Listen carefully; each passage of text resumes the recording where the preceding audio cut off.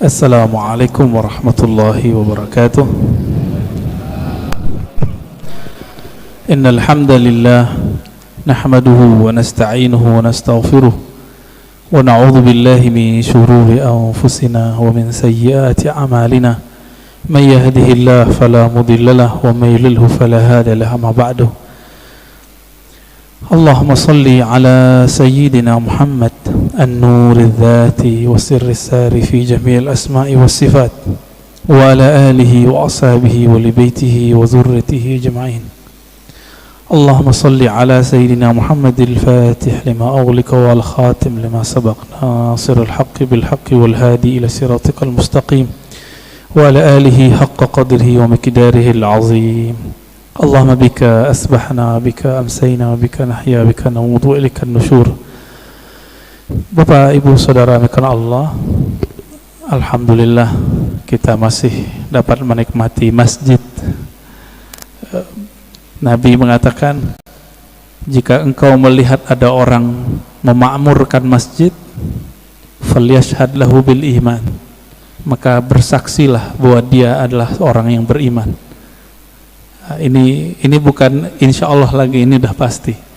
Dan perbedaan utama antara munafik dengan mukmin adalah berjamaah di subuh hari. Dan kita Allah bangunkan. Siapa yang membangunkan kita? Allah. Kita membaca alhamdulillahillazi ahyana. Alhamdulillahillazi ahyana kalau diartikan secara harfiah, terima kasih wahai yang mengembalikan hidup kami. Kalau kita nggak dikembalikan Pak hidupnya, ya, ada yang mati ya disebut orang COVID kayak jantung apa, itu nama aja. Tapi sebenarnya itu adalah qudrah iradah Allah yang berlaku. Bapak Ibu Saudara makan Allah, tema kita tentang Nur Muhammad ya. Nur Muhammad sallallahu alaihi wasallam, salah satu tema yang hari ini banyak orang menganggapnya bid'ah. Padahal ini adalah kajian ulama-ulama, baik yang pro dengan kajian-kajian ilmu qalbu yang kita sebut tasawuf, ataupun yang anti, baik ulama yang disebut salafi ataupun asy'ari sufi. Sebagai contoh, Imam Ibnu Qayyim tidak keberatan menyebut istilah ini dengan Nur Muhammad sallallahu alaihi wasallam. Apalagi Imam Ghazali, apalagi Imam Ibnu Athaillah Sakandari pengarang Hikam, apalagi imam-imam sebelumnya. Ada seorang imam yang lebih awal semasa dengan Bukhari dan Muslim bernama Al-Imam Al-Hafiz Al-Hakim At-Tirmidzi. Jadi ada dua Tirmidzi. Imam Tirmizi pengarang Sunan Tirmizi. Sunan Tirmizi itu nama asli kitabnya Al-Jami' As-Sahih, kumpulan hadis sahih menurut Imam Tirmizi. Tapi nama kecil beliau ya Abu Isa, nama kunyahnya, panggilannya. Ada Tirmizi kedua, ahli hadis, ahli qalbu, bernama Al-Hakim At-Tirmizi. Sekampung semua mereka. Beliaulah yang mengemukakan istilah ini di kalangan ahli hadis, istilah Nur Muhammad sallallahu alaihi wasallam. Bapak Ibu Saudara makan Allah, masih ingat guru-guru kita dulu sering baca ayat alastu bi rabbikum qalu bala syahidna, masih ingat ya? Jadi Allah bertanya kepada semua ruh, wahai semua ruh, bukankah aku Rabb kalian? Lalu Imam Ibnu Katsir, murid Ibnu Taimiyah dan Ibnu Qayyim, murid Imam Salafi, mengatakan dalam sebuah riwayat yang dia nukil bahwa yang pertama menjawab itu adalah ruh Nabi Muhammad sallallahu alaihi wasallam. Ruh Nabi Muhammad ini disebutlah Nur Muhammad sallallahu alaihi wasallam. Masih ingat juga ulama kita mungkin waktu khutbah kemarin Habib Ges membacakan ayatnya, wa ma arsalnaka, tidaklah kami mengutus engkau hai Muhammad kecuali untuk apa? Rahmatan lil alamin, sebagai rahmat bagi sekalian alam. Bapak Ibu yang mulakan Allah, dalam hadis Imam Muslim ayat ini dijelaskan apa makna rahmat, siapakah rahmat itu, berapa jumlah rahmat itu. Ternyata dalam hadis Imam Muslim gamblang sekali, inna lillahi mi'ata rahmatin, Allah mempunyai, menciptakan 100 rahmat.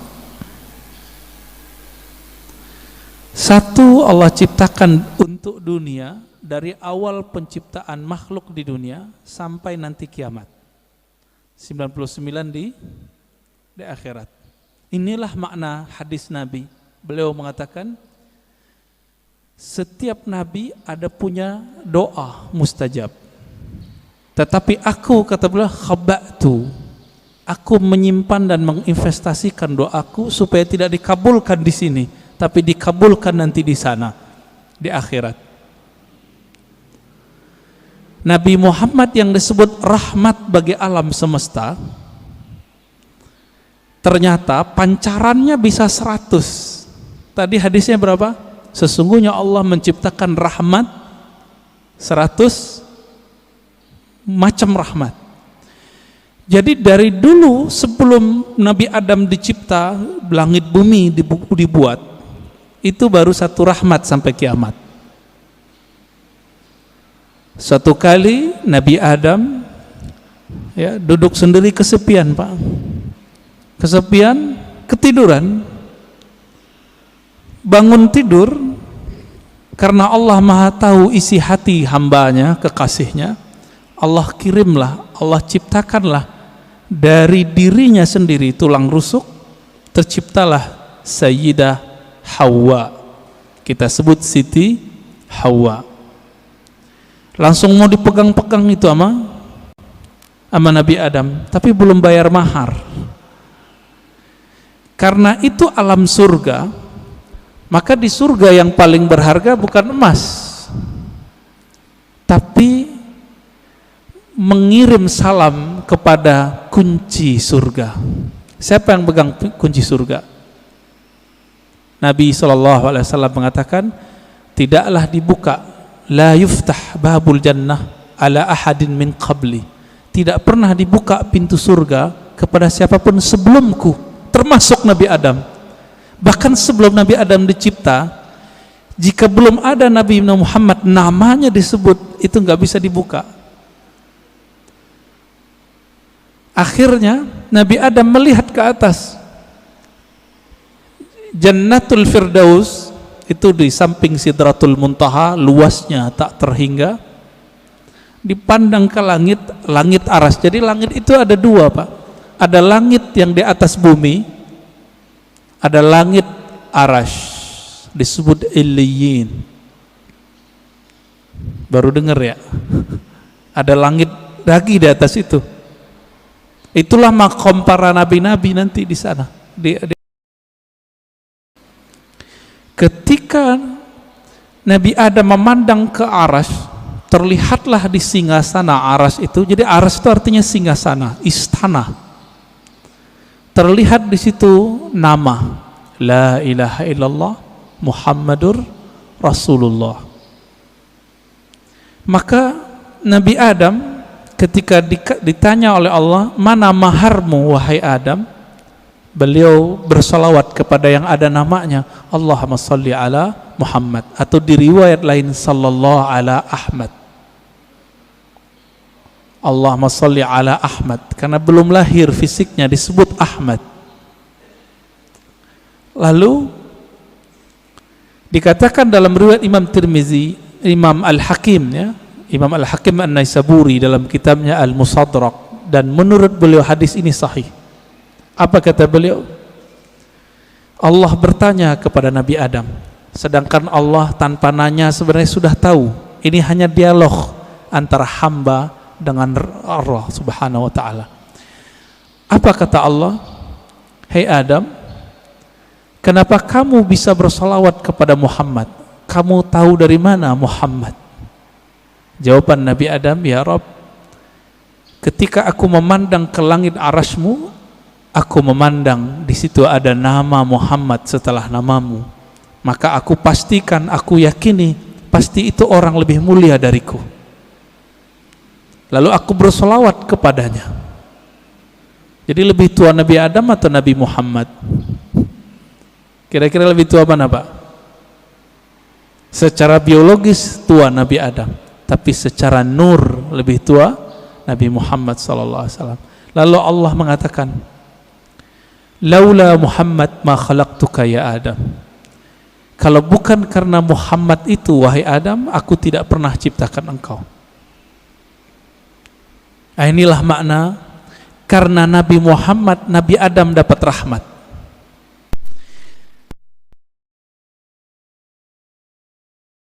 Kalau bukanlah karena sholawat beliau kepada Nabi Muhammad, itu tidak sah pernikahannya dan beliau tidak dibolehkan menyentuh Sayyidatuna Hawa. Tidak ada kita hari ini. Jadi faham kenapa kita harus salawat, Bapak Ibu?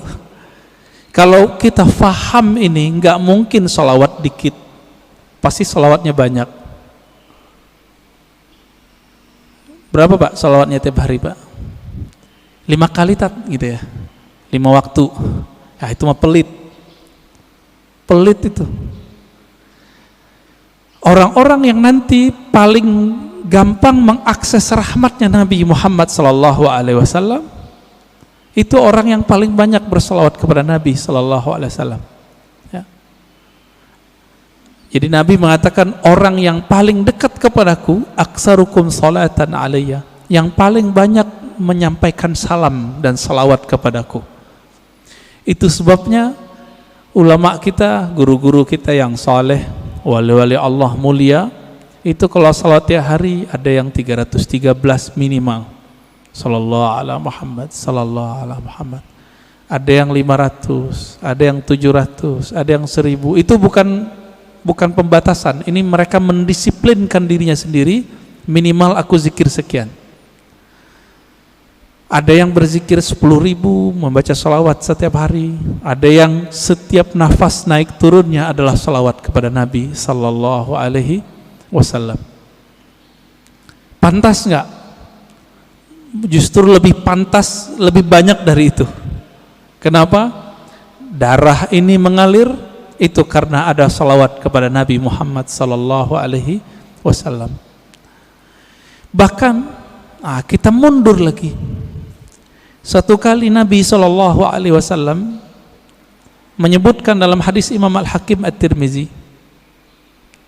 ketika orang menganggap Adamlah orang pertama, maka Nabi tegur orang-orang itu dengan hadis yang diringkas oleh Imam Al-Hakim At-Tirmizi dan Imam Al-Hakim, kemudian juga Imam Abu Nuaim dan lain-lain ya. Yang riwayat ini kita pakai riwayat Al-Hakim An-Naisaburi, bukan At-Tirmizi. Apa kata beliau? Nabi SAW bersabda, kuntu nabiyyan wa Adam baina ma'in wa tin. Aku telah diangkat menjadi nabi, sedangkan Adam belum tercipta, masih tanah dan air. Bisa kebayang Pak? Berarti Nabi Muhammad SAW sudah jadi nabi, alam semesta belum dicipta. Beliaulah alam pertama yang dicipta. Oleh karena itu dalam kalam-kalam ilhami yang didapat oleh ulama-ulama kita, ada dialog Allah Subhanahu wa taala dengan dirinya. Beberapa ulama mengatakan ini hadis. Saya teliti, ini bukan hadis yang bersambung. Ini hanya kalam-kalam ilhami. Apa kata Allah Ta'ala? Kuntu kanzan makhfiyan. Aku adalah perbendaharaan yang tersembunyi, yang disebut dalam hadis Bukhari, kanallahu wala syai'a ma'ah. Allah ada, tiada satu pun bersamanya. Rahasia, sangat rahasia. Lalu Allah mengatakan, fa ahbabtu an u'rafa. Lalu aku ingin dikenal, aku cinta dikenal. Jadi yang boleh narsis itu cuma Allah. Yang boleh suka popularitas itu cuma Allah. Karena Allah punya rahasia disebut kanzan makhfiyan. Aku ingin dikenal, fa khalaqtul khalqa, aku ciptakanlah makhluk. Siapa makhluk pertama? Allah ciptakanlah apa yang kita sebut dengan tiupan pertamanya. Allah meniup. Ini jangan salah faham. Ini contoh ayatnya. Fanafakhtu fihi min ruhi. Aku tiupkan dari rohku. Allah menyebut zatnya, rohnya. Maka Allah menamakan zatnya dengan roh, ruh. Hembusannya itu menjadilah apa yang kita sebut sekarang dengan Nur Muhammad sallallahu alaihi wasallam. Tapi sebelum Nur Muhammad, Allah itu mengenalkan dirinya bahwa dialah Ahad. Qul huwallahu ahad. Jadi hadis kalam ilhami tadi semuanya ada di surat Al-Ikhlas ketika Allah mengatakan Qul huwa. Kenapa bukan Allah dulu tapi huwa dulu? Dalam tradisi bahasa Arab, kata yang zahir mesti lebih awal daripada kata ganti. Huwa artinya dia. Apa arti dia? Ini kata ganti. Allah nama yang zahir. Oleh karena itu Imam Abdul Qahir Al-Baghdadi, Imam Ahlus Sunnah mengatakan, kalau ayat ini dimulai dari huwa, bukan Allah, seperti ayat kursi Allahu la ilaha illa hu, berarti huwa itu bukan nama ganti. Huwa itu adalah nama asli Allah Subhanahu wa ta'ala. Disebut nama zahir juga Pak, nama yang nyata. Huwa itu bahasa Arab artinya dia. Bapak kalau sebut dia dalam bahasa kita, maknanya mirip dalam bahasa Arab. Saya bilang dia, orangnya tampak enggak oleh mata? Ya. Tadi saya ngobrol sama beliau nih. Kita cerita tentang Habib Qais, beliau khutbah. Kelihatan enggak sekarang orangnya? Enggak, berarti tidak terlihat oleh fisik. Maksud dari kata dia, Allah itu tidak bisa dicapai oleh pandangan fisik, pendengaran fisik, semua yang berkaitan dengan indrawi. Itulah makna huwa. Oleh karena itu ulama kita yang ahli qalbu sepakat huwa nama Allah. Jadi jangan heran nanti ketemu kiai-kiai Betawi lama, kiai-kiai Banten, kiai-kiai Jawa lama, kiai-kiai Sumatera, mereka berzikir hu Allah. Ya, hu itu surat Al-Ikhlas itu Pak. Bukan bid'ah, diambil ayat itu huwallah. Bid'ah enggak tuh? Ngambil dari surah Al-Ikhlas kok. Ya, kalau ada sahabat kita yang mengatakan bid'ah, mungkin pensyarahan ini belum sampai kepada beliau. Kitab-kitab mengenai ini banyak. Al-Ibda ya, fi madaril ibtida, itu menjelaskan perdebatan ulama tentang zikir hu boleh atau tidak. Setelah dibid'ahkan oleh Ibnu Taimiyah, dibalas oleh yang lebih senior oleh Ibnu Taimiyah, namanya Ibnu Athaillah Sekandari. Finalnya itu boleh, bahkan disyariatkan, masyru', begitu bahasa Arabnya. Jadi jangan terjebak di situ. Huwa itulah yang disebut kanzan makhfiyan, perbendaharaan yang tersembunyi. Coba lihat Bapak Saudara makan Allah. Allah itu dalam surat Taha berkata kepada Sayyidina Musa, "Hei Musa, innani anallah." Masih ingat? Ayat 14. Surat 20 ayat 14.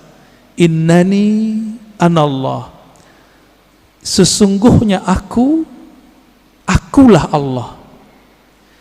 Berarti Allah menyebut di sini nama zatnya dengan ana. Sesungguhnya akulah Allah. Maka Nabi Musa diperkenalkan oleh Allah dengan nama yang baru, Allah. Itu sebabnya orang-orang Yahudi memanggil Allah itu dengan panggilan El. Allah itu bahasa Arab, Pak. Dalam bahasa Ibrani El. Siapa yang menjelaskan ini? Ada tokoh orientalis dari Australia, tetangga kita, namanya Arthur Jeffrey. Bisa 19 bahasa, Pak. Tapi sampai mati dia nggak percaya Quran dari Allah.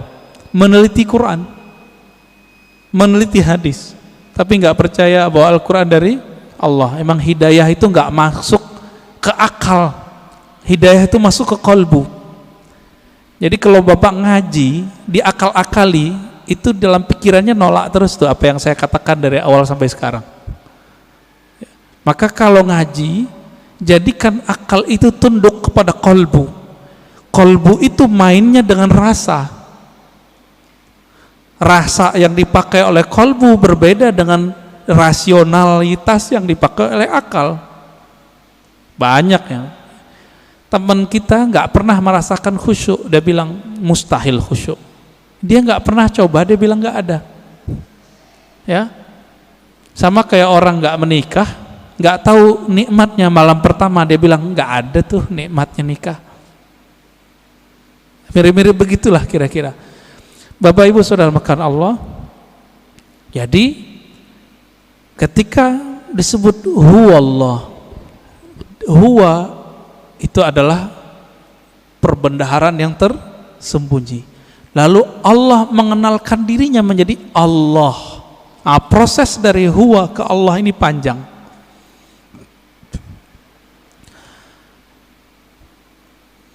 Karena Allah ingin dikenal, maka Allah meniupkan dari ruhnya.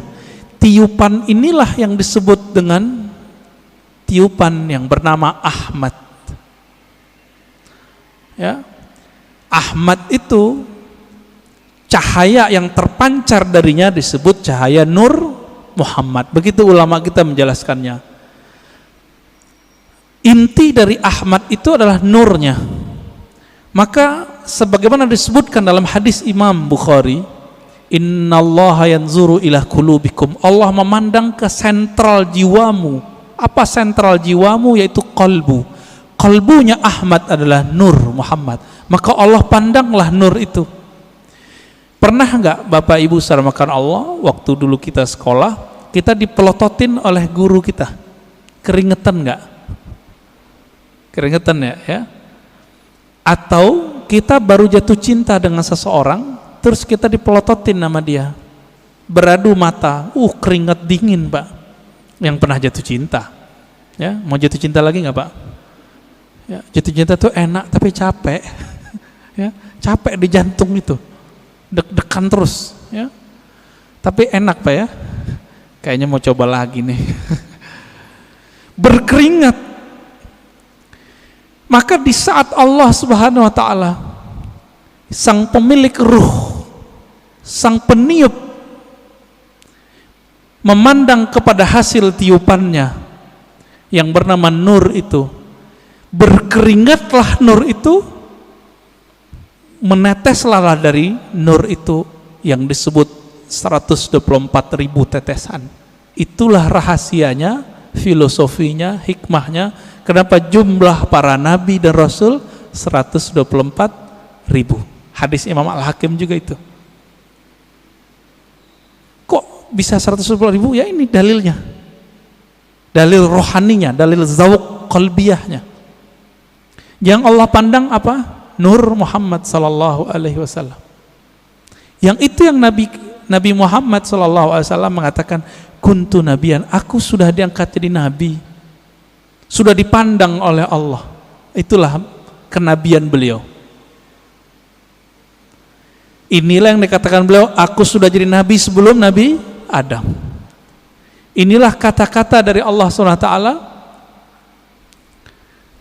tidaklah aku utus engkau Muhammad kecuali rahmat untuk sekalian alam.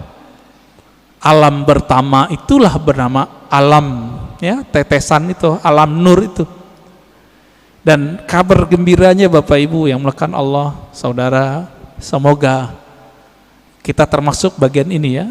124.000 itu kan semua semua nabi dan rasul. Karena Nabi Muhammad mengatakan la nabiyya ba'di, tiada nabi lagi setelahku. 124.000 itu masih ada enggak? Masih. Tapi pangkatnya sekarang bukan seorang nabi. Pangkatnya adalah seorang wali.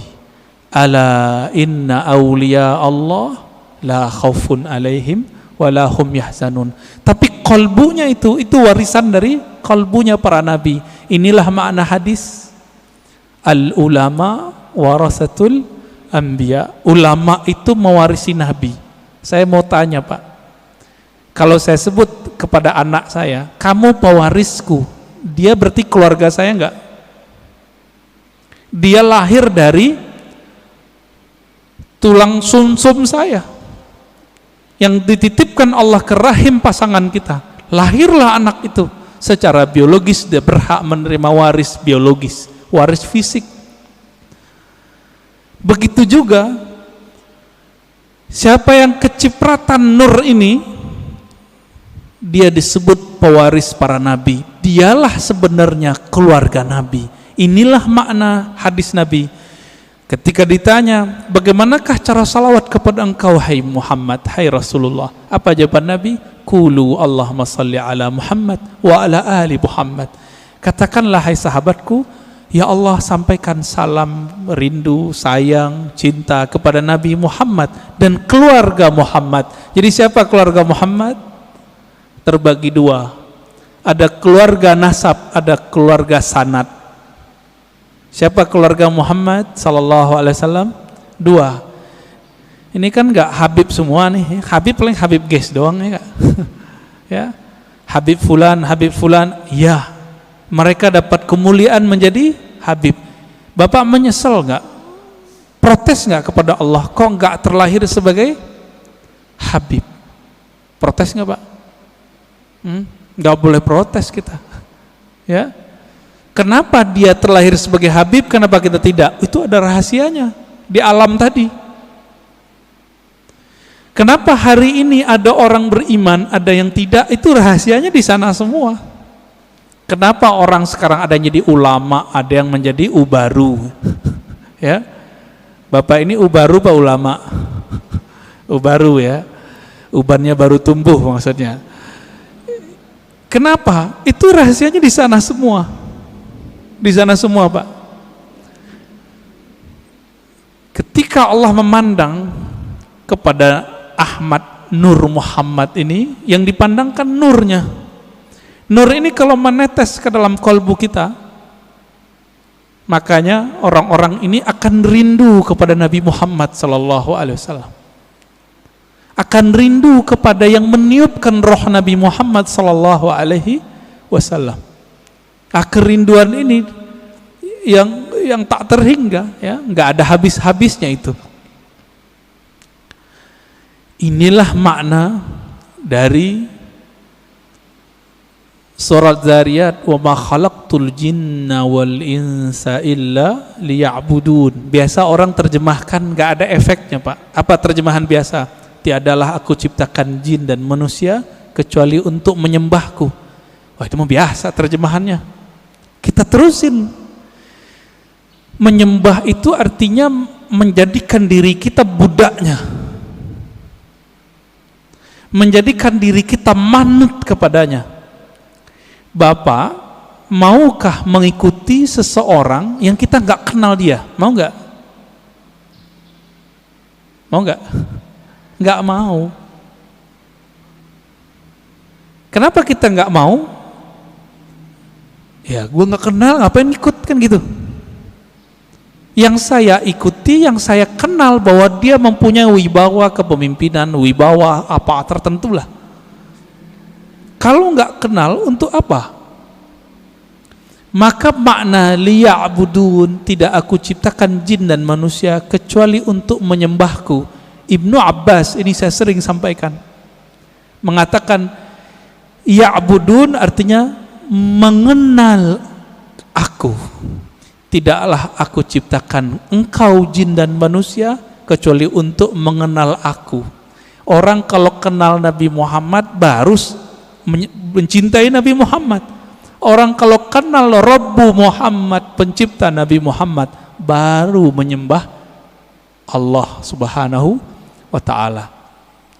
Kita karena memandang kekasih kita, pasangan kita, kita jatuh cinta kepadanya, lalu kita siap bersamanya, kita siap menghabiskan apa yang kita punya untuknya. Ini nggak kenal Allah, pantas susah tahajud.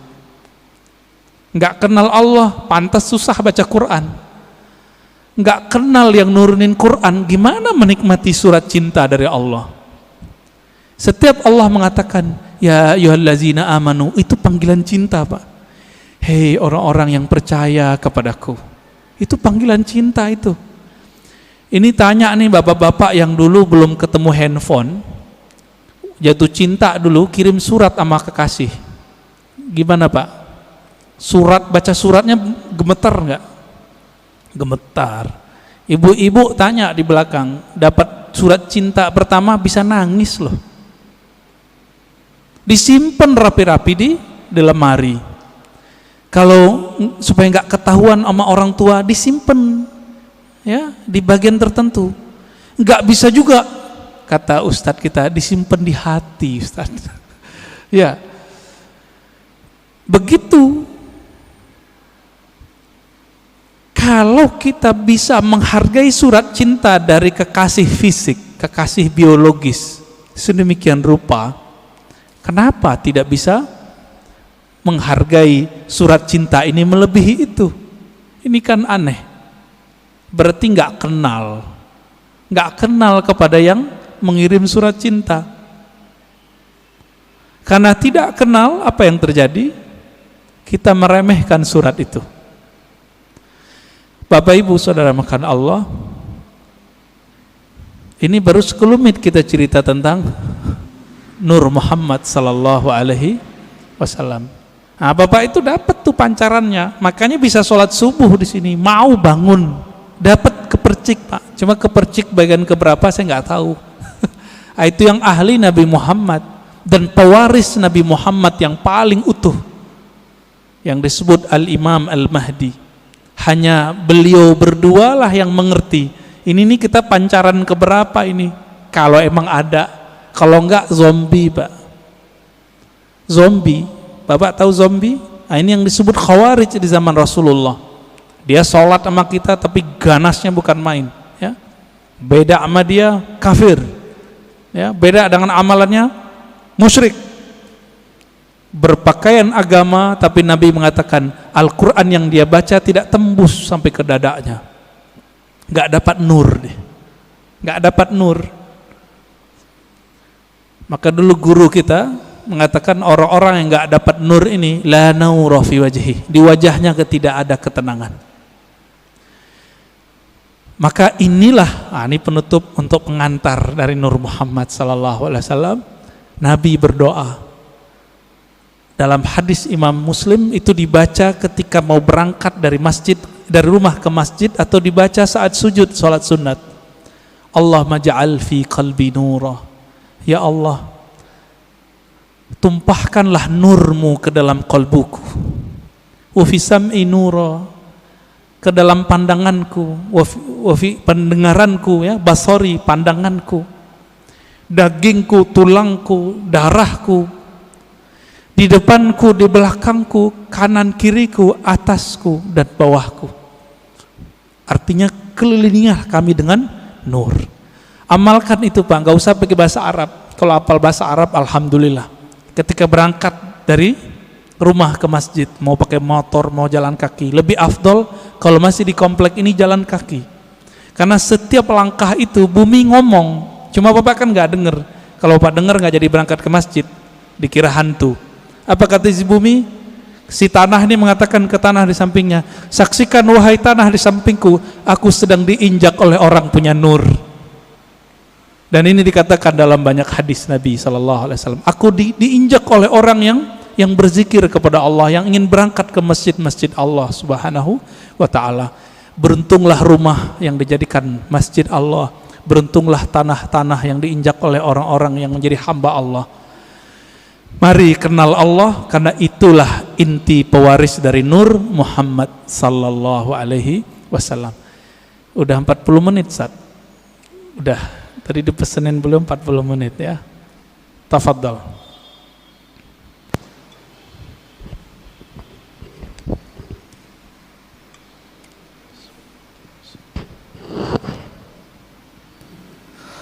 Alhamdulillahirabbil alamin. Terima kasih Pak Buya atas materinya.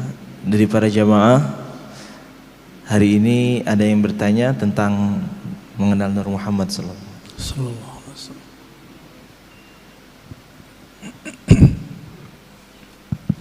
Bismillahirrahmanirrahim. Assalamualaikum warahmatullahi wabarakatuh. Waalaikumsalam warahmatullahi wabarakatuh.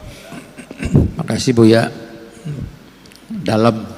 Alhamdulillah. Cukup dalam, Ustaz. Alhamdulillah. Ini kajian seperti ini menurut hemat saya jarang, Ustaz ya. Alhamdulillah. Ini juga Ustaz juga, saya barusan bicara sama dia, memang kalau dakwah itu macam-macam, Ustaz ya. Ada penyemangat, nah, macam Buya ini kan dalam nih.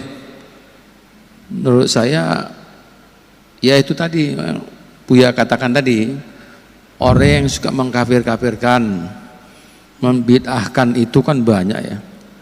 Di sini juga ada, Ustaz. Tuh, korban ya. Di sini ada, Ustaz. Enggak, ini saya hanya nyampaikan. Di sini ada, Ustaz. Yeah. Sebenarnya kalau kalimat kurban, iya juga sih. Iya juga sih, Ustaz. Iya, iya. Cuman tadi yang Buya katakan tadi, apa ya? Ya kita kan sebagai pemeluk agama, kita kan harus menerima aja, Ustaz. Jangan penuh emosi kan. Karena kadang-kadang kalau kita balas lagi kan kurang baik. Yeah. Ya apalagi ya, seperti saya kan orang sudah berumur juga, Ustaz ya. Jadi ya cukuplah mengangguk-angguk kepala. Yang penting satu Ibu ya, ilmu yang saya dapatkan itu bertambah terus setiap hari. Pertanyaan saya, Ustaz, Pak Buya, yang saya katakan ini tadi, orang-orang yang suka membid'ahkan itu, tapi saya lihat jarang melihat mengaji, tapi nggak tahu lah ya, mungkin bisa aja dia di Google dan lain sebagainya. Pertanyaan saya ini, orang yang selalu melihat Google itu, dia ambilnya dari si sumbernya dari situ aja. Terus kadang-kadang berargumen di WA. Ya. Ini seperti apa, Bu ya? Itu aja mungkin. Terima kasih. Assalamualaikum warahmatullahi wabarakatuh. Orang yang tidak berguru langsung kepada ahlinya tidak mendapatkan satu benefit rohani yang disebut dalam hadis Abu Dawud.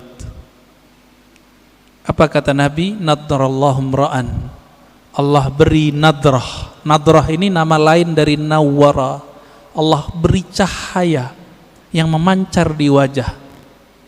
Nadrallahu mra'an, Allah akan pancarkan cahaya lewat wajah seseorang, sami'a maqalati, yang mau berguru langsung mendengarkan hadisku. Orang Arab dulu kalau menyebut sami'a itu nggak mungkin online, nggak mungkin lewat Google, mesti berguru ke ahlinya. Nggak mungkin. Kenapa? Dulu disebut sama pasti hadir. Itu sebabnya Imam Syafi'i dulu tidak terima persaksian orang yang hadir di konser-konser musik yang musiknya ada kefasikan, ada penampilan orang buka aurat ya, bukan lagunya sebenarnya oleh Imam Syafi'i. Kenapa? Sami'ah, begitu kalimatnya, karena dia hadir mendengar itu dulu nggak mungkin lewat MP3. Jadi dulu orang mendengarkan musik, melihat para seniman-seniman musik itu dulu, dia sudah bermaksiat lahir batin. Bapak masih ingat kalau yang pernah ke Mesir, di Mesir itu ada tari perut, kebuka, ditonton itu Pak. Imam Syafi'i mengatakan orang yang nonton begitu gak diterima persaksiannya. Kalimat bahasa Arabnya sami'ah, Maka, karena sami'a artinya dulu pasti offline, pasti ketemu langsung, tatap muka. Itu sebabnya juga ya dalam hadis ini orang yang tidak mendengar langsung, nggak ada nur Pak di wajahnya. Lihat aja, nggak ada nadrah, nggak ada nadrah. Semakin dia tambah ilmu, ilmu itu masuknya ke otak. Otak ini bekerja dengan akal. Sedangkan hidayah masuk ke kolbu. Beda tuh. Siapa yang mengatakan ini? Imam ahli hadis, ahli kolbu, Imam Abu Hafs As-Surawardi dalam kitab Awariful Ma'arif. Makanya banyak orang berilmu belum tentu dia punya hidayah di kolbunya. Kalau itu yang terjadi, tambah ilmu, tambah sombong. Jadi kalau dengerin kajian di YouTube, di TV-TV online, TV-TV satelit, apa yang terjadi? Wah, ini bahan nyalahin orang masjid nih. Setiap kali ngaji, wah ini bahan nih, wah ini bahan. Ketika dapat link-link di Google, link-link di YouTube, wah share di grup, ini bisa untuk membantah bid'ah yang ada di masjid. Jadi niatnya selalu untuk orang, bantah orang, bantah orang, bantah orang. Yang suka bantah dari dulu siapa? Dari semenjak alam semesta dicipta. Iblis. Ya? Yang suka bantah itu iblis, Pak. Yang suka bantah itu iblis. Makanya Nabi SAW mengatakan, ketika ada orang membantah Nabi, i'dil ya Muhammad, ittaqillah ya Muhammad. Muhammad, kamu berbuat adil lah. Loh, ada orang berani ngomong ke Nabi, engkau bertakwalah hai Muhammad, berbuat adil lah hai Muhammad. Apa kata Nabi? Akan muncul dari orang ini, akan muncul dari kelompok dia, sekelompok orang yang jika baca Quran dan Sunnah, padahal dia lancar baca Quran dan Sunnah, link-linknya lancar Pak, tapi tidak tembus imannya ke dalam kalbunya. Fa idza laqitumuhu faqtuluhum. Wah, ini yang berat ini. Jika engkau bertemu mereka, maka kalimatnya gimana cara terjemahan ini Ustaz? Faqtuluhum, bunuh mereka. Loh, berat. Oh, ternyata ini hadis namanya hadisul qadha. Hadis mahkamah pengadilan. Jika diperintahkan oleh pimpinan negara kita perangi orang itu, kita wajib perangi. Sama dengan hadis mengenai penghina Rasulullah, jika itu ditetapkan oleh pemimpin boleh, baru boleh, nggak boleh ustadz yang mengatakan. Jadi misalnya nih bapak nih kan dapat meme sekarang, aku penggal lehermu wahai penghina Nabi, itu orang jahil, nggak boleh ngomong begitu. Kenapa? Hadis mengenai memenggal, membunuh orang penghina Rasulullah SAW, hadisnya cuma hasan. Dan ini bertentangan dengan kisah Nabi waktu di Taif. Nabi dihina, bukan lagi dibuat gambarnya, dihina, dilempar di Taif. Apa kata Nabi? Hancurkan Taif atau selamatkan Taif? Selamatkan ya Allah, semoga keturunan mereka beriman kepadaku. Jibril datang, apa kata Jibril? Ya Muhammad, maukah engkau aku hancurkan negeri Taif? Satu kali tiup, satu kali kibas, habis Taif Pak. Karena Jibril punya sayap, sayapnya dibuka, ketutup langit dan bumi, tinggal dikibas. Tapi Nabi Muhammad bilang apa? Di sini saya tahu, tambah mengenal sosok Nabi Muhammad, ternyata beliau lebih berkualitas tinggi dibandingkan Jibril. Apa kata Nabi Muhammad? La ya Jibril, nggak boleh ya Jibril. Kenapa? Nabi Muhammad itu induk alam semesta. Karena beliaulah Adam ada, alam ini ada. Kalau seorang ibu, maukah anaknya dibunuh? Maukah Pak? Anaknya dibunuh? Nggak mau. Nabi meskipun melihat anak-anak rohaninya ini, pancaran-pancaran dari dirinya ini, belum kenal dia, beliau nggak bilang hancurkan ya Allah, enggak. Itulah orang tua sejati, orang tua rohani Nabi Muhammad SAW. Ya, Jibril nggak sabar Pak, pantas toh Jibril nggak jadi nabi di sini. Ya, udah mulai faham siapa Nabi Muhammad SAW. Maka saya tanya kepada orang yang ingin menggal pembuat karikatur Nabi. Ente jangan kira saya tidak emosi. Saya emosi dengan orang yang buat karikatur Nabi. Bahkan yang bilang orang tua Nabi di neraka aja mau saya bunuh. Tapi kita nggak boleh membunuhnya. Kenapa? Seandainya itu ada di depan Nabi, Nabi tidak akan membunuh mereka. Nabi hanya akan mendoakan mereka. Jadi jangan beragama dengan emosi, dengan hawa, dengan syahwat. Beragamalah dengan nur itu. Saya kalau tiap bahas tentang itu Pak, suara naik. Tapi kolbu bilang turunin lagi, turunin lagi. Ada ustadz bilang orang tua Nabi masuk neraka. Aduh, kebakar kita Pak. Apalagi yang keturunan Rasulullah kayak Habib Ges, Habib Lutfi, Habib. Perasaannya gimana Pak? Kakek ente masuk neraka gitu. Anak neraka, cucu neraka. Kira-kira gimana? Nggak punya perasaan mereka itu. Oh, hadisnya sahih. Iya, ini hadis sahih secara sanad, matannya tidak.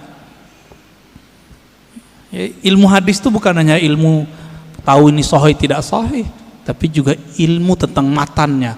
Ilmu matan hadis, wajib belajar akidah. Maka ciri-ciri orang yang menyimpang dari ahlus sunnah, membaca hadis tidak dengan kaidah akidah ahlus sunnah, fikih ahlus sunnah, dan ilmu tasawuf ahlus sunnah. Menyimpang dari itu, jadinya kayak mereka itu kurang ajar sama Rasulullah Sallallahu Alaihi Wasallam. Gimana Tad? Udah Tad? Baik. Bismillahirrahmanirrahim.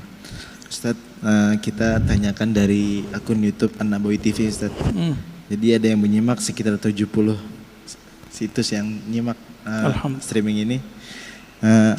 Ada yang bertanya, Buya, bagaimana kiat dan syarat supaya kita mendapatkan syafaat Rasulullah Sallallahu Alaihi Wasallam? Terima kasih Buya atas jawabannya. Assalamualaikum warahmatullahi wabarakatuh. Ya, bagaimana kiat mendapat syafaat Nabi Sallallahu Alaihi Wasallam? Nabi itu syafaatnya macam-macam. Ada syafaat spesial, ada syafaat global. Mau yang mana? Spesial atau global? Kalau yang global, pemaksiat aja dapat. Ada di kolbunya cinta Nabi, dapat Pak. Bahkan orang yang mati belum sempat syahadat, di kolbunya ada ingin mengenal Muhammad sallallahu alaihi wasallam. Waktu sekarat Allah selamatkan dia. Allah selamatkan dia. Cuma kita kan nggak melihat alam rohani. Bapak kalau bisa melihat alam rohani, Bapak bisa lihat tuh orang-orang yang kata kita kafir, tapi sebenarnya dia udah lama mencari tentang sosok Nabi Muhammad. Dia itu Allah selamatkan itu. Ya, ada orang yang pakar di sini, bisa pulang pergi Pak ke alam itu. Cuma kita nggak boleh buka rahasia ini rahasia Allah Subhanahu wa Ta'ala. Itu syafaat yang global. Apa kata Nabi? Syafaati li ahlil kabair min ummati. Hadis ini sahih. Pertolonganku juga didapatkan oleh orang-orang yang bermaksiat, bahkan kabair, dosa terbesar. Sebutkan dosa paling besar Pak di dunia selain syirik, dia dapat. Jadi kalau dosa aja bisa, apalagi cuma beda faham sama kawan, cuma karena beda faham hilang rahmat Allah bagi kita. Ya, langsung jadi ahli nar karena cuma bid'ah.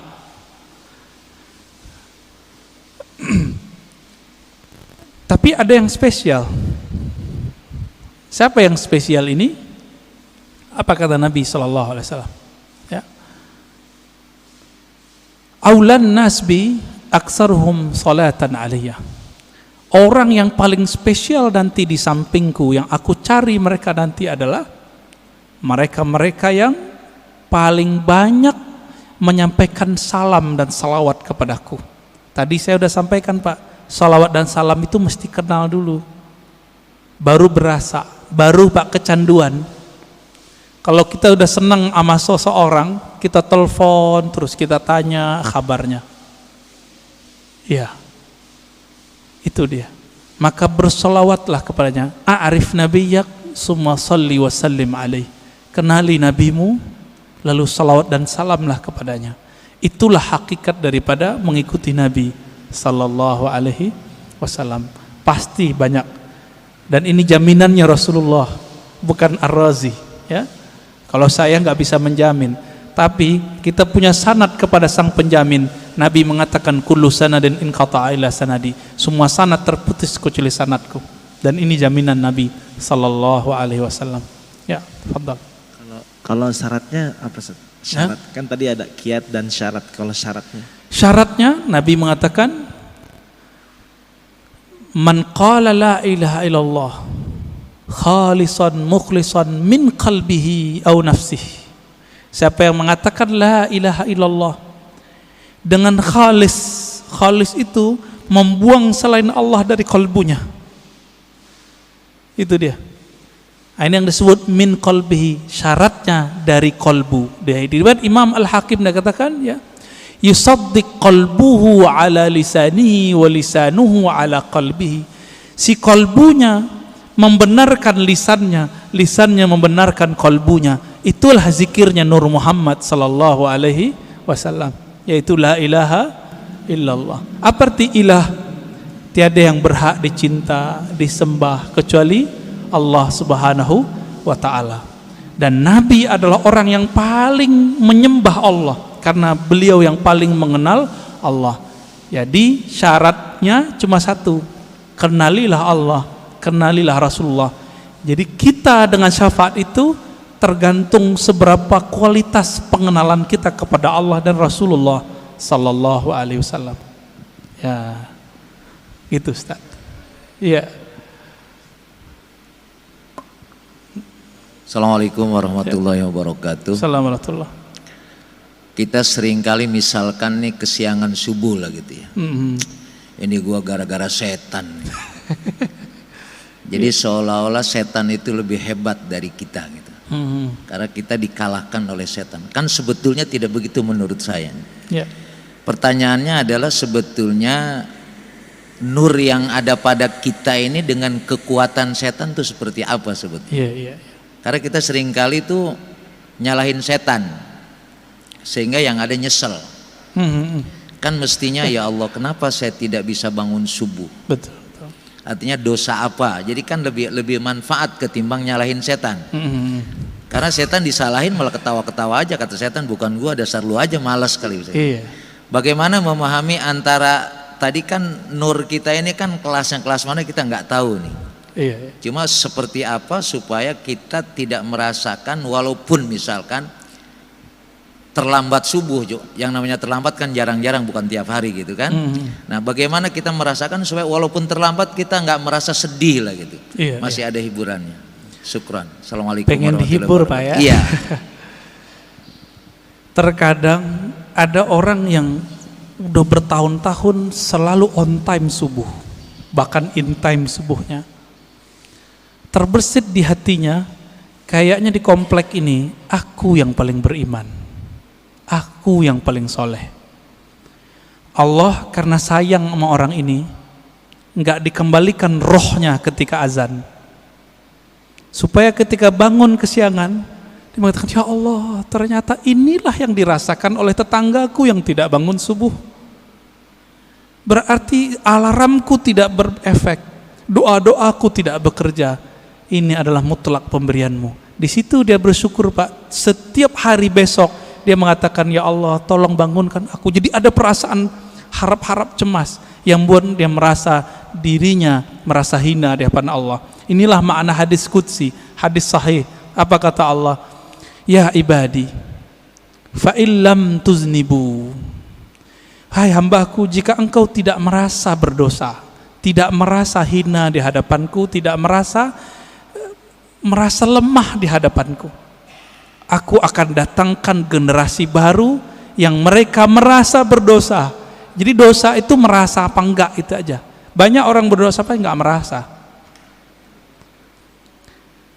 Lalu mereka minta ampun kepadaku, lalu aku ampuni mereka. Untung Pak, ketika bertahun-tahun on time, ada perasaan itu. Karena ada sebuah hadis. Ini hadis bukan untuk orang tapi untuk kita. Apa kata Nabi?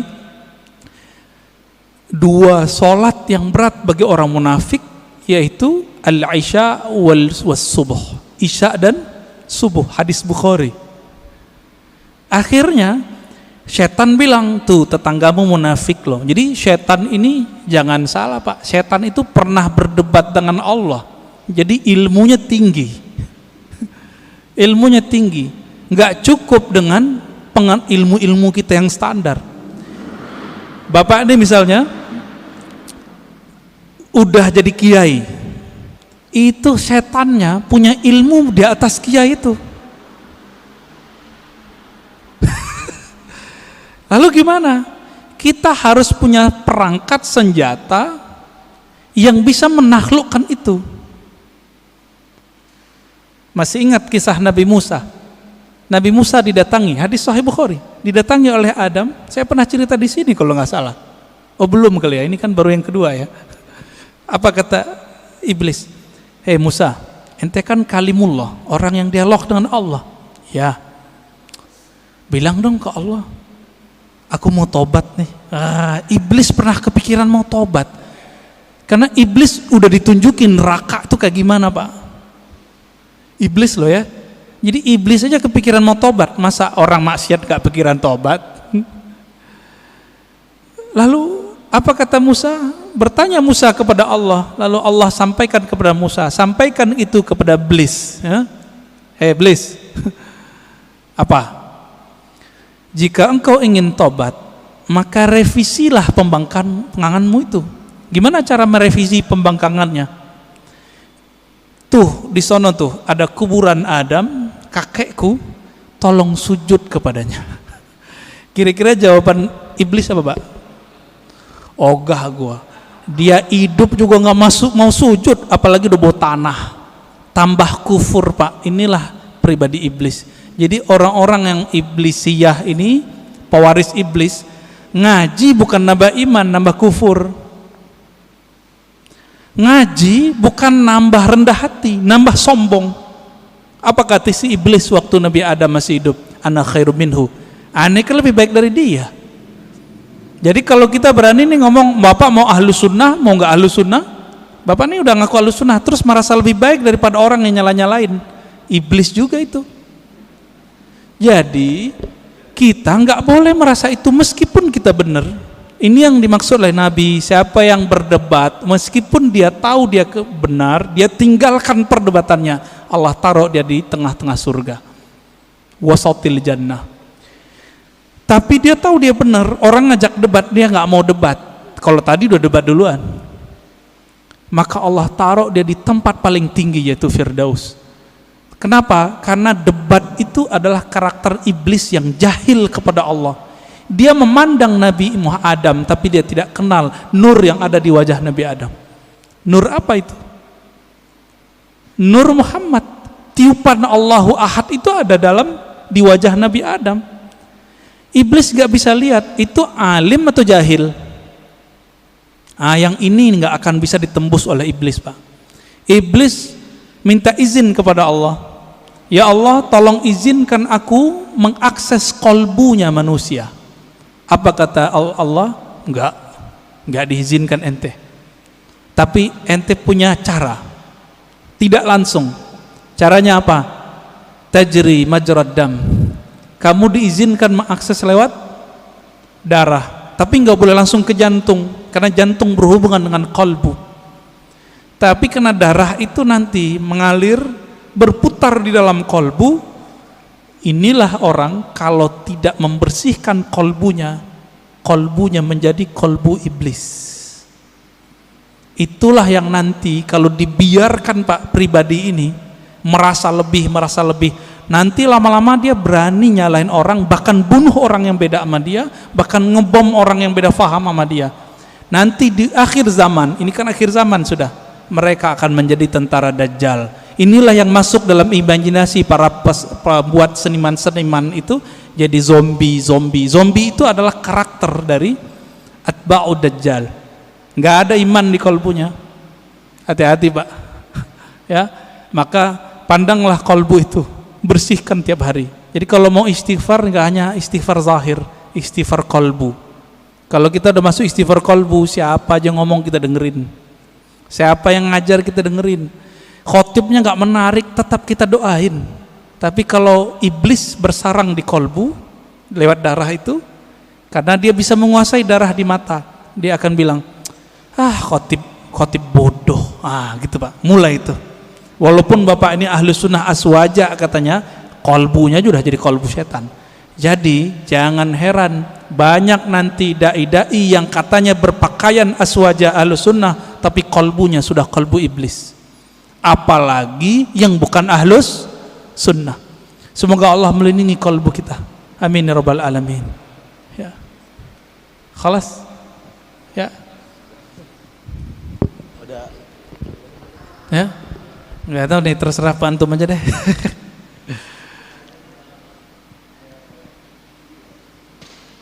Bulan depan aja lagi Pak ya.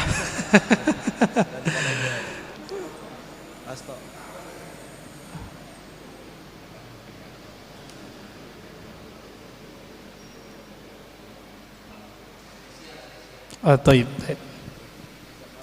Ini ashabul yamin ini ya. Orang kanan saya Pak. Nanti Bapak harus pindah ke sini Pak. Ya, Bismillahirrahmanirrahim. Assalamualaikum warahmatullahi wabarakatuh. Assalamualaikum warahmatullahi wabarakatuh. Ini pada waktu awal tadi Pak Ustadz menjelaskan atau mempertanyakan berapa kali sehari berselawat, terus ada orang bilang sekian puluh, terus lalu ya minimal ada yang 300, ada yang 1000, malah ada yang puluhan ribu. Nah, yang menjadi pertanyaan, sebetulnya kalau ada ustadz-ustadz pernah ceramah di sini ya, bahwa Allah itu sebetulnya tidak senang yang berlebih-lebihan. Itu yang pernah saya ingat.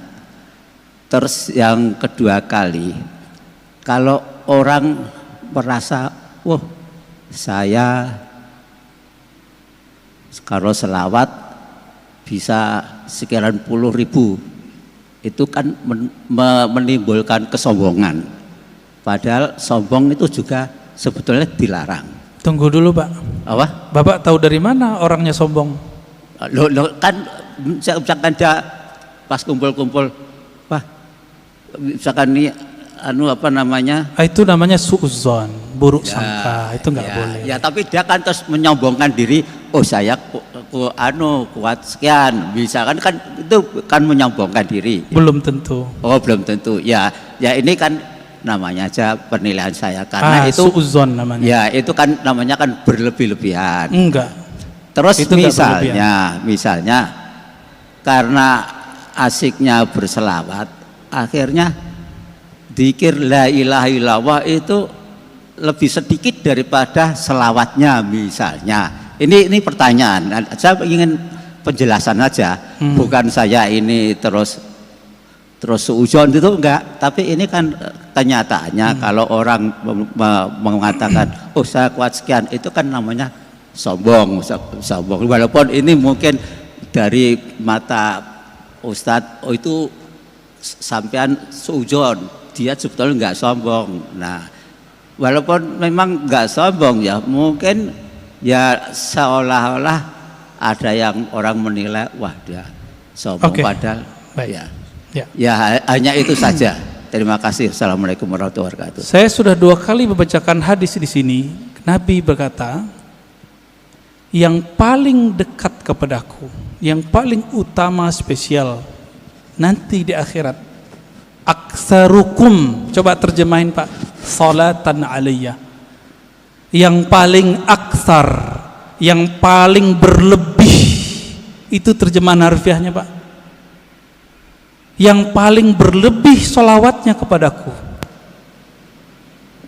Berarti melebih-lebihkan angka boleh enggak? Itu disunnahkan, bukan bid'ah itu. Kalau saya ngeliat ustadz nih baca Quran bilang saya sehari khatam, apakah saya bilang dia sombong? Itu setan yang mewaswaskan kepada saya. ente sombong ini, ya. Paling-paling orangnya terjebak pada ujub. Apa arti ujub? Dia kagum dengan amalnya. Itu paling banter, Pak. Nggak lebih dari itu. Kalau sombong sih enggak. Masa orang zikir sombong? La ilaha illallah dan salawat itu adalah akhir dari kesombongan, habis di situ. Orang kalau bilang Allahumma itu secara rohani habis sombongnya. Karena Allahumma, Bapak udah nggak ada lagi sebenarnya.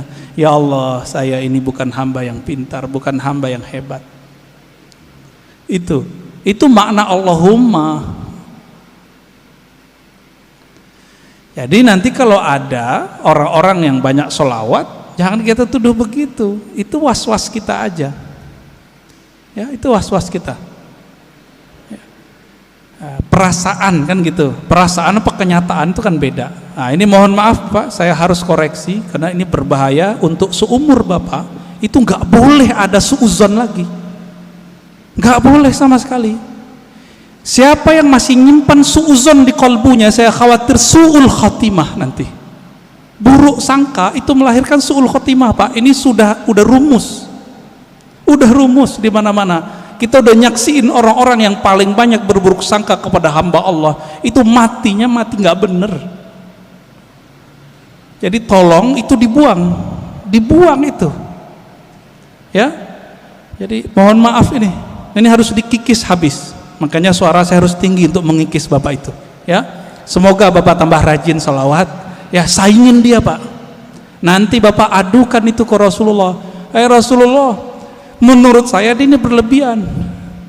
Nanti dijawab Nabi Pak, aulakum, yang paling utama dari kamu adalah yang paling berlebihan itu sholawatnya kepadaku.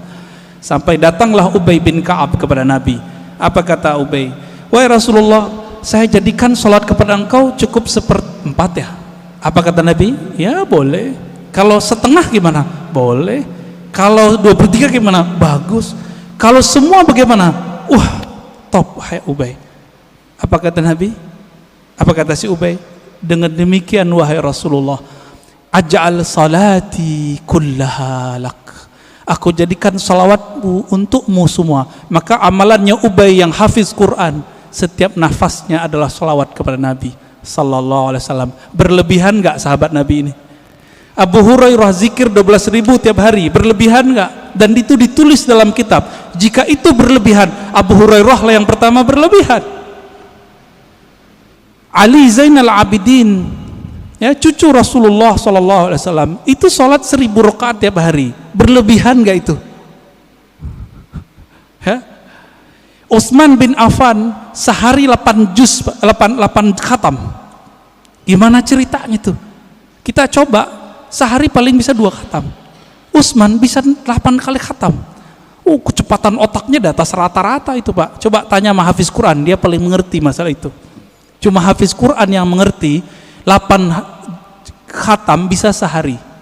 Saya udah ketemu sama orang begitu, jadi bisa paham.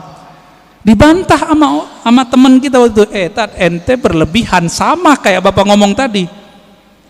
Bukannya dalam hadis Nabi melarang mengkhatamkan Quran kurang dari 3 hari. Artinya sehari 10 juz, 30 juz. Ini kalau ngomong fikih jadi kenceng lagi nih, ya. Itu pada ketawa tuh Pak. Apa kata Nabi SAW? Tidak paham Al-Quran orang yang khatam kurang dari 3 hari. Itu Nabi lagi ngomong sama siapa? Abdullah bin Amr Abdul As, anak muda. Maksudnya ente nggak paham kalau baca lebih banyak dari 10 juz tiap hari, ente gitu. Nabi nggak ngomong ke Utsman. Lebih mulia Utsman atau Abdullah bin Amr? Saya mau tanya Pak. Utsman. Jadi ketika Nabi ngomong tidak faham Quran, orang yang mengkhatamkan kurang dari 3 hari, itu Nabi berarti nggak ngomong ke Utsman. Karena Utsman nggak mungkin pelaku berlebihan, nggak mungkin. Yang berlebihan yang haram itu adalah orang yang berlebihan dalam berdoa dan berlebihan dalam membelanjakan harta. Itu yang nggak boleh. 2 itu aja Pak. Adapun salawat, zikir dan Quran Bapak mau lebih-lebihkan, Allah belum cukup dengan itu. Ya. Jadi tolong hati-hati dalam meletakkan persepsi kita, jangan ditaruh itu sebagai standar kebenaran. Mohon maaf teguran saya begini karena saya sayang Bapak. Ya, saya sayang Bapak dan saya nggak mau Bapak mati husnul khotimah. Karena Bapak sudah rajin sholat subuh. Saya doakan semoga yang hadir, terutama Bapak yang bertanya, tambah cinta Rasulullah, tambah banyak salawat kepada Rasulullah. Allahumma ja'alna minal muhibbin. Ya Allah, jadikan kami orang yang sangat cinta kepada Nabi. Allahumma ja'alna minal muqsirina bi salati ala nabiyika. Ya Allah, jadikan kami orang yang paling banyak bersalawat kepada nabimu sallallahu alaihi wasallam. Rabbana atina fid dunya hasanah wa fil akhirati hasanah wa qina adzabannar. Walhamdulillahi rabbil alamin. Sallallahu alaihi wasallam. Assalamualaikum warahmatullahi wabarakatuh. Waalaikumsalam warahmatullahi wabarakatuh.